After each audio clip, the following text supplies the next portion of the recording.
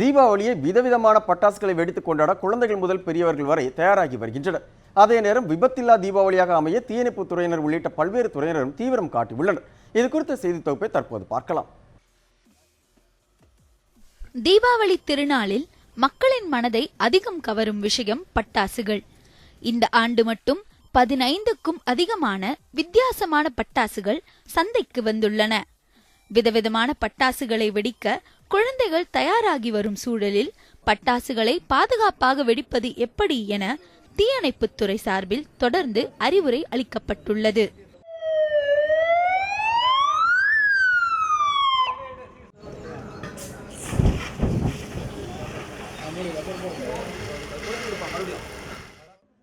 இந்த ஆண்டு தீபாவளியன்று அசம்பாவிதங்களை தடுக்க ஆயிரக்கணக்கான தீயணைப்பு படை வீரர்கள் தயார் நிலையில் வைக்கப்பட்டுள்ளனர்.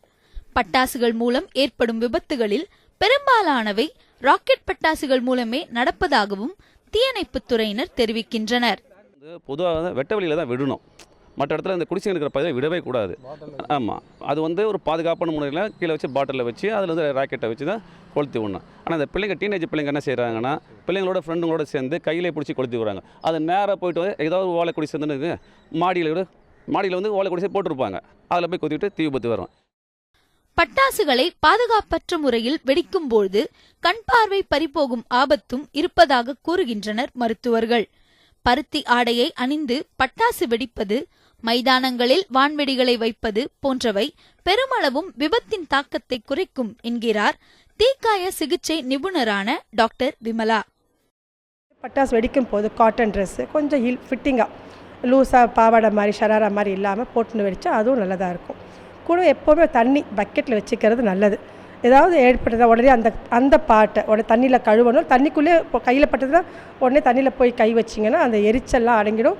அது பரவுவது தடுக்கலாம். நம்ம ஆண்டுதோறும் தீபாவளி நாட்களில் தீக்காயங்களால் ஏற்படும் விபத்துகள் குறைந்து வருவதாக மருத்துவர்கள் தெரிவிக்கின்றனர். பாதுகாப்பான முறையில் பெரியவர்கள் முன்னிலையில் பட்டாசுகளை வெடிப்பதால் மட்டுமே விபத்துகளை தடுக்க முடியும். ஒளிப்பதிவாளர் நவீன் மற்றும் ஆண்ட்ரூவுடன் கிருத்திகா கண்ணன், நியூஸ் 7 தமிழ், சென்னை.